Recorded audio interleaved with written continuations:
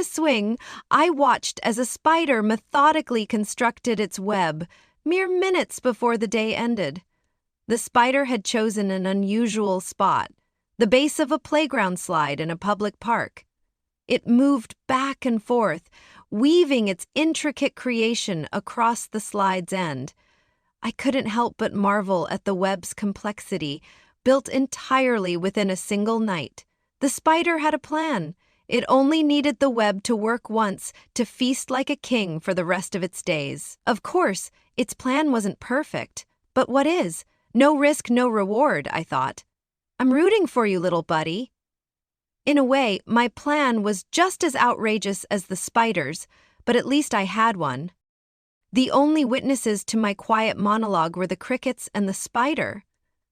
Today was Monday, the first step in executing my plan. If all went well, the last piece of this puzzle would fall into place under the cover of night. My name is Blake Fall. I married Shona shortly after we both graduated from the University of Michigan. Together, we built a life in the Detroit suburbs. Our story wasn't anything out of the ordinary. College sweethearts who briefly drifted apart to explore the world, only to find their way back to each other and get married. I admit, I'm insecure, and that insecurity often drags me into jealousy. My temper sometimes flares when I don't approve of how Shona dresses or acts in public. There have been times I've lost my cool, even in front of others. Shona is fully aware of these flaws. We've had countless talks about actions and consequences. Still, despite everything, she chose to marry me. Shona and I are both passionate about shooting. We've taken numerous courses, from defensive handgun training to the NRA's basic pistol class, as well as the certifications required for concealed carry permits. We even compete in shooting tournaments at the local range. Shona, a far better shot than I am, has won the award for Best Female Shooter multiple times. Detroit's suburbs are generally safe, but there are a few areas where I feel reassured knowing Shona is prepared. We also love attending sports games together. Football, basketball, and baseball. While I played all three in high school, I decided to focus on academics during college, knowing I wasn't skilled enough to compete at a university level. Everything changed last Thursday. "Damn, it's gonna take forever to get home, Greg," a coworker muttered, slamming his fist on the desk. "What's up?" I asked. He gestured at a traffic camera feed on his screen. "Look at this. A truck's flipped on its side, and there's a car stacked on top of it. No way they're clearing this mess tonight." I leaned over to look at his monitor, and my stomach dropped. Standing near paramedics, with her head wrapped in gauze, was someone who looked eerily like Shona. She has a distinctive tattoo that stretches from her shoulder to her wrist, and while the image was blurry, it seemed unmistakable. My first thought, she lied about boarding that flight to Chicago. "Greg, can you grab some stills from this feed?" I asked, my voice unsteady. "What are you looking for?" "I think I know that truck. I need to double-check." Greg captured the footage and emailed it to me. Later, at home, I zoomed in on the photos. It was her. I felt like an idiot. Just yesterday, she had called, claiming her flight was uneventful, her hotel was comfortable, and she had meetings all day. She even said, "Don't wait up. I'll be back late tomorrow." On the drive home, I couldn't concentrate. That truck, with its distinctive blue and yellow stripes, gnawed at the edge of my memory, but I couldn't place it. At 7 p.m. Shona called. I sent it straight to voicemail. "Hi, baby. Bad news. My taxi to the airport was in an accident. I'm okay, but I got a cut on my forehead. I missed my flight, so I'll have to figure something out. I'll let you know. Love you." The anger bubbling inside me was unbearable. My appetite vanished, and my thoughts spiraled into chaos. My marriage was a sham. Betrayal coursed through my veins like fire, igniting a thirst for vengeance, not just against Shona, but against whoever was with her. I tore through the house that night, searching for something, anything, that could confirm her lies. I wasn't sure what I was looking for, but the frustration only fueled my determination. Eventually, I turned to her credit card statements. Shona travels for work at least twice a month, so I figured there might be clues in her spending, and I was right. A peculiar pattern emerged. On certain trips, her personal credit card showed no activity beyond parking at the airport. Typically, she charged meals and incidental expenses to her card, even though flights, hotels, and transportation were on her company card. Am I supposed to believe she didn't eat or carried cash the entire time? Combined with the traffic camera footage, the answer was obvious. She had been disguising two-day affairs as business trips. But who was her accomplice? I wasn't going to let this go unanswered. I requested a copy of the accident report and searched through her meticulously organized files. Within minutes, I found what I needed. Those trips with no credit card activity hadn't been included in her expense reports either. Her betrayal was deliberate and calculating. My response would be just as strategic. Shona sent a message saying she'd be home later that day, but I didn't reply. Instead, I focused on preparing for the divorce. I researched legal advice, reviewed our joint accounts, and started moving my share into separate accounts. At lunch, I received the police report. It confirmed everything.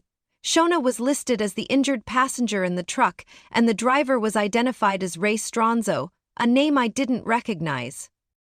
I couldn't shake the nagging familiarity of that truck, but at least I now had the address of Shona's lover, a house just 3 blocks from ours.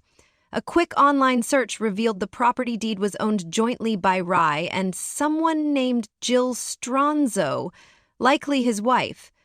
Digging further into public records, I uncovered personal information about both Rye and Jill. It turned out they had attended the same high school as Shona. When Shona called at the end of the workday, I decided to pick up to avoid raising suspicion. "You're back," I said, keeping my tone casual. "I've been trying to reach you since last night. Everything okay?" "Oh, my phone must have been off this morning, and again during lunch," she replied. "I probably need to have it checked. How was your day?" "How about you tell me how your trip went?" I asked, steering the conversation back to her. "Everything was fine until the taxi ride," she explained. "Now I'll need some makeup to cover the cut on my forehead." "Want to grab dinner somewhere?" I offered, feigning normalcy. "Sure, but I'm not too hungry. Pick a place and I'll meet you there." On the way to the restaurant, I took a detour past the Stronzo residence. The truck wasn't parked out front, but a University of Michigan flag hanging from the porch caught my eye. That's when it hit me. The truck with the blue and yellow stripes was one I'd seen countless times at Michigan football games in Ann Arbor. The familiarity made sense now. At dinner, I did my best to act normal, but Shona quickly picked up on my unease. "Blake, is something wrong? You've been distracted all day," she asked, her concern palpable. "I've just got a lot on my mind," I said, brushing it off. "Don't worry about it."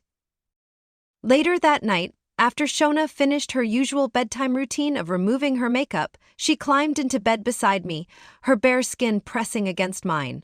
But all I could think about was what I had discovered. The mental image of her betrayal made me recoil internally. Feeling my distance, she eventually stopped trying and rolled over. The following morning, I left for work while Shona was still asleep. Seizing the opportunity, I decided to search her car. Hidden between the cushions of the back seat, I found a second cell phone. When I turned it on and scrolled through the messages, it confirmed my worst fears. Shona and Rye had been involved for months, maybe even longer. But revenge, not violence, would be my answer. I needed a strategy that would exact justice without jeopardizing my position.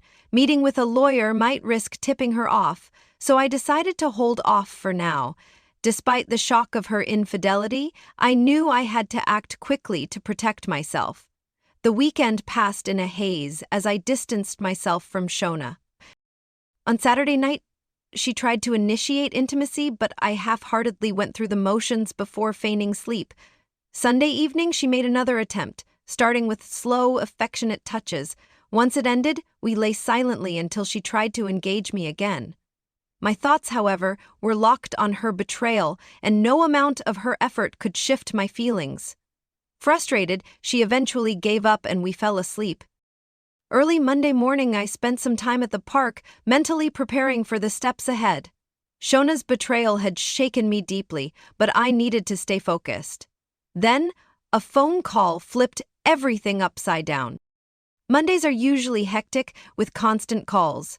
When my office phone rang and the caller ID displayed private, I assumed it was work.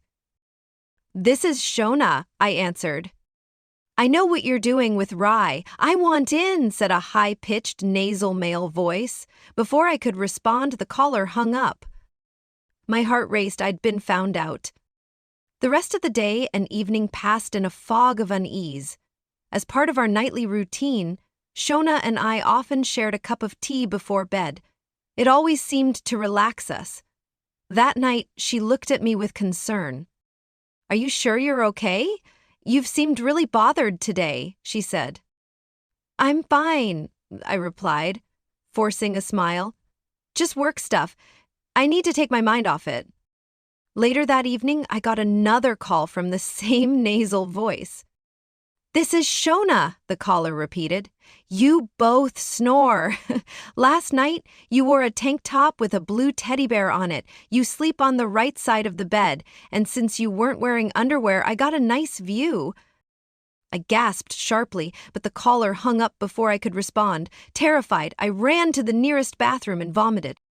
After work, I found a small envelope tucked under my windshield wiper. Inside was a photo of my exposed body taken during the night. I cried for 30 minutes, feeling violated and terrified. How had this person gotten into my home? Could he be a friend or enemy of Rye? The voice didn't sound familiar, and I would have remembered such an irritating tone. When I got home that evening, I busied myself with mundane tasks like paying bills and organizing my desk. Still, my mind raced. How could someone have snuck into my bedroom without either of us noticing? "Blake, do you think we should install locks on the exterior doors?" Shona asked out of nowhere. "I think so," I replied cautiously. "What made you bring that up?" "I heard about some recent break-ins," she explained. "I don't want anyone sneaking into our house while we're home." I'll put it on my list of tasks. I couldn't sleep properly because every small creak in the house filled me with dread. By morning, I tried my hardest to compose myself, but my nightmare persisted. The voice I feared most cut through my thoughts. "Shona."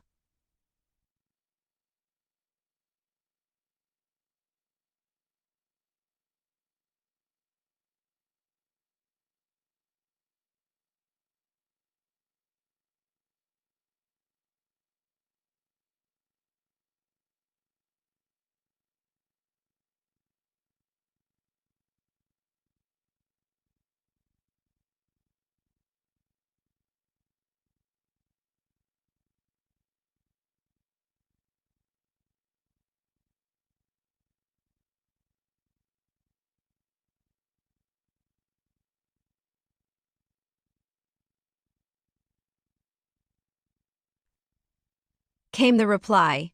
"Come to my house, you creep, and I'll put a hole in your chest the size of a tennis ball." There was silence on the other end. I asked for and got a 2-hour lunch break, but I was falling apart. Who could I confide in? No one knew about my affair with Ray. At least, no one except one stalker. Wasn't it wrong to keep it hidden? Blake had been distant, and now I was beginning to wonder if he knew something I didn't. We hadn't been intimate in ages, likely because my obsession with Ray had overshadowed everything at home. The exhaustion from sleepless nights was taking its toll. "Blake," I muttered, "I think I'm coming down with something. I'll sleep in the guest room tonight so you don't catch it." "No, no," he insisted. "I actually like the firmer mattress in the guest room. I'll sleep there." "Blake," I admitted, I've been having nightmares. I'm keeping a gun with me tonight, so warn me before you come in. Will do, he responded calmly. I don't need Oakley pulling a stunt on me. How about I install a lock on the bedroom door? I'll add it to my list of tasks, I replied. Sleep well. Now I was really questioning whether Blake suspected something. What was that? Sleep well? He always ended with, I love you. When was the last time I heard those words? Once Blake settled in the guest room, I shoved a chair against the bedroom door, placed a few trinkets on the windowsill, and tucked the gun under Blake's pillow. My only hope was that if the stalker came, he'd make enough noise to wake me so I could defend myself. This is Shona, the voice came again. I stopped by, but I don't see a hole in my chest. Nice trinkets. My stomach churned. I picked up a few of them. With Blake in the other bedroom, maybe I'll drug him, and then you and I can have some fun? The headboard should work well for handcuffs. He hung up before I could respond. I rushed home during my break, and sure enough, 3 of the trinkets were missing. Panic-stricken, I ran to the bathroom, questioning how I had gotten into this mess. If I went to the police, Blake would discover my affair. What other choice did I have? I needed to tell someone, but I couldn't let myself become this stalker's toy. Ray wanted to meet that night, but I lied to avoid him. Using the burner phone I kept in my car, I messaged him that we needed to take a break. His replies made it clear he wasn't happy. I couldn't help but wonder if the stalker had found me by following Ray A. I was terrified and unsure. Should I give in to his demands? How would this nightmare end? Maybe I should tell Blake and ask for his help.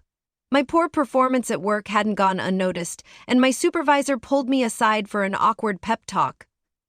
I'd never needed one before. As I walked to his office, I felt eyes on me and heard quiet laughter. I cried for an hour before Blake came home. After composing myself and reapplying makeup, I joined him for dinner. Hanging bells on the windows and doors offered a small sense of security. Try sneaking in now, you creep, I thought. Friday morning, I attempted to focus on work, but it didn't last. His voice interrupted my day again. This is Shona. Love the bells. You had me worried for a moment, but you slept through everything, did you notice? I unloaded your gun and left the bullets on the windowsill. I also returned your trinkets, ready to wrap those sweet lips around me. I was losing control. I needed Blake's help, but feared I'd still be facing this nightmare alone. What a disaster! The weekend seemed so far away, and at least he wouldn't torment me at work. But what if he planned something for the weekend? I felt too drained for intimacy, and Blake seemed happy to avoid me. With the trip scheduled for Wednesday, I couldn't decide whether to go or cancel. Would that creep follow me on the road? Was he that deranged? Blake was still sound asleep when I finished my shower Saturday morning. He never slept in. I shook him repeatedly before he finally stirred. He sat up, looking dazed and confused. Wow, I feel so out of it today. What time is it? He asked. Almost 9. Are you feeling all right? I replied. He rubbed his neck and winced. My neck hurts, he admitted. Glancing at him, I noticed what seemed to be a spider bite or something similar on his skin. Looks like you've been bitten. Let me grab a bandage, I offered. The rest of the morning was filled with routine weekend tasks. Around lunchtime, Blake stepped out to pick up Jamba Juice. Shortly after, my phone rang, showing a private number. Thinking it was my mom, she always hides her number, I answered. Hello, I said. The voice on the other end made my stomach drop. Last night, I'd tested a tranquilizer dart on Blake. I see he's alive, so I think we're ready to move forward. I'll bring something extra special for your backside. Shaking, I ended the call, my hands trembling so much I almost dropped the phone. My legs felt weak, and I couldn't keep my stomach calm no matter how hard I tried. In a panic, I sprayed half a can of deodorant to cover up the evidence. I need to tell Blake, I thought to myself. But then another thought crept in. I can't tell Blake. My mind was a whirlwind of confusion. Why had I even done this in the first place? All this chaos, all this stress, and for what? A meaningless, animalistic fling. This wasn't love. Damn it, Ray wasn't even that good in bed, not even back in high school. What was I thinking, getting involved with him? Sunday turned out to be just as bad as Saturday. Every time my phone rang, my anxiety skyrocketed. When I answered another private call, it was him again. Blake was outside working on the lawnmower. "Hello?" I said hesitantly. "It's time, Shona. Next time you're alone, you'll be mine," the voice hissed. The line went dead before I could respond. I was drenched in sweat, my hands shaking uncontrollably. The fear of eventually being alone in the house consumed me. The hours crawled by, each minute feeling like an eternity. As the evening approached, I dreaded bedtime. My world turned upside down when Blake spoke. "I need to run back to the office," he said. "I won't be gone more than 90 minutes. "Please don't go, Blake. Can it wait until tomorrow?" I pleaded. "I'll only be a little while. See you soon," he replied. After he left, I double-checked that all the doors and windows were locked. Closing the bedroom door, I hung the bells I had put up for added security. Sitting on the bed with the lights on, I grabbed the gun from under the pillow and checked that it was loaded. My heart raced as I sat in silence. Suddenly, I heard a faint creak. Frozen with fear, I hesitated, aiming the gun first at the door, then at the window. When the doorbells jingled, I panicked and fired. I heard a groan and fired again, and again, and again. The door burst open, and a figure dressed in black collapsed face first onto the floor. My hands were shaking so violently I could barely hold the gun. Looking down, I realized I had wet the bed. Trembling, I struggled to use my phone. 911, what's your emergency? "I just shot someone in my house," I stammered. "I have a gun aimed at the body. I'm too scared to get closer." "Please try to stay calm, ma'am. Can you give me your address?" 5 minutes later, though it felt like hours, the first patrol car arrived. An ambulance and paramedics pulled up shortly after. Within half an hour, the house was swarming with police. I wanted Blake. I needed Blake. Where was he? In our state, the Stand Your Ground law allows homeowners to defend themselves against intruders. If the intruder died, the investigation was usually brief. However, in this case, the paramedics managed to stabilize him despite his significant blood loss. Blake had been sitting and waiting elsewhere. "I told Shona I was heading to the office," Blake later revealed. Once in the garage, I put on latex gloves and retrieved her burner phone from the car. I copied the incriminating message and resent it to Rie.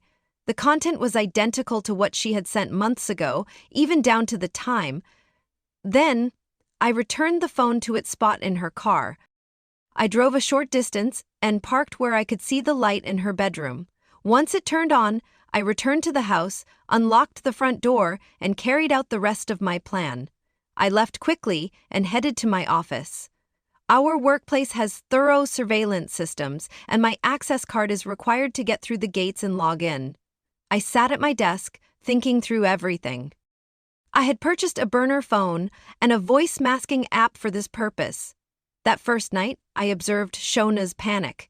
Each evening, I secretly added a small dose of a sleep aid to her tea. By the time she went to bed, she was out cold. The first night, I repositioned her to take a compromising photo and printed it at home. The fear in her voice the next day was exactly what I wanted. Each night, I could make as much noise as I wanted, and she wouldn't wake. On Friday night, I woke around 3 a.m. and used a safety pin to prick the back of my neck. Seeing the blood, I cleaned up the evidence and took 3 sleeping pills. I drifted off quickly, thinking about the text she'd sent months ago, the one that had infuriated me. "He just left for the office. Bring your firm body over and fill my warm, wet spaces. You don't have much time." I calculated that I'd need to head home in about an hour, unless the police called first. If an hour passed, it meant my plan had failed. If the police called, it meant success. Then my phone buzzed. "This is Blake." "Mr. Fall." "Yes, who's speaking?" "Sir, this is Sergeant Willis. There's been a shooting at your home. Your wife is unharmed but very shaken. Can you come home to support her?" "I'm already on my way," I replied. "I'll be there in 10 minutes. Who doesn't love it when a plan comes together? When I arrived, the street was lit up with flashing red and blue lights. I passed the officer stationed outside and entered the house. The moment Shona saw me, she leapt to her feet, threw her arms around me, and began sobbing uncontrollably. Detective Sampson was seated across from us. "Mrs. Fall, the intruder's name is Ray Stronzo. Do you know him?" "Oh my God, no. No, I don't. Blake, I'm so sorry," she cried, breaking into hysterical sobs. "Detective, my wife is clearly overwhelmed right now. Could you give her a moment to collect herself?" I interjected. "All right, let's try again," the detective continued. "It seems like you do know Ray Stronzo, don't you?" She hesitated before whispering, "We went to high school together." At that moment, an officer tapped the detective on the shoulder and murmured something to him. Detective Sampson stepped out briefly, and I did my best to appear stunned. When he returned, he said firmly, "Mrs. Fall, I'm placing you under arrest for questioning. Officer, cuff her." "Shona Fall, you have the right to remain silent." "What's happening? Detective, why?" she screamed. "We found Ray's phone. Your wife invited him to the house tonight. We need to investigate further." "What the hell, you lying witch?" I yelled. "Blake, no, I didn't do anything. Please, don't leave me. I need you," she begged as they handcuffed her. I walked out without a backward glance, forcing myself not to smile. From the driveway, I watched them escort her out, her cries still echoing. "Blake, help me, please." "No, Shona," I thought. "You're not some innocent victim. It's only a matter of time before they uncover your phone and the message inviting Ray over." Once the house was cordoned off with yellow tape, I ensured it was locked and left. I spent the night at a motel, satisfied that even the boldest plans could sometimes succeed. Shona used her one phone call to contact her parents. The police obtained a warrant and found her burner phone, revealing a history of messages between her and Ray. It didn't look good for her. My first action was to start divorce proceedings. Financial matters were reviewed and documented. Shona would receive her 50% share, but I wouldn't be responsible for her legal fees related to an attempted first-degree murder case. I withdrew half the funds from our joint accounts, set up a personal account, and redirected my direct deposit there. The brokerage account was split easily since half of it was already in cash. My attorney finalized the divorce before Ray could initiate any legal action. That was a relief. Once the yellow tape was removed from the house, I packed all of Shona's belongings and delivered them to her parents' home. I hired a cleaning service to sanitize the house thoroughly. My lawyer accompanied me to the single interrogation requested by the police. Shona tried to claim that I had framed her, saying it was the only explanation. She insisted she didn't send the final message. But when the police checked the cell tower data, it confirmed that her phone had been used, matching the timeline and their theory that she was a calculated perpetrator. Apparently, Annie Oakley wasn't so sharp under pressure. Of the 5 bullets she fired, only 2 hit Ray. One tore through his abdomen, damaging a kidney, while the other grazed his ear. I can live with that outcome, though I'd expected better accuracy given all her shooting practice. I sat in the courtroom gallery as Shona tried to defend herself. She claimed she was being stalked and hadn't told anyone about her affair. She argued that she didn't send the incriminating message, blaming me for setting her up. The media later reported that she had been offered a plea deal, but her confidence in her ability to outmaneuver the system worked against her. The verdict was guilty. I didn't wait for the divorce to be finalized before moving on. There was no shortage of admirers eager to comfort a betrayed husband while his ex-wife served time. Shona's assets dwindled quickly as she fought for her freedom. I wasn't liable for anything. Even if Ray had decided to sue, there were no shared assets worth the effort. Pursuing a moral victory wasn't worth the cost, so no lawsuit ever happened. I realize I need to address my jealousy issues. Thank you for listening to the end. Until the next episode of Cheating Stories, take care of yourself and your loved ones. Goodbye.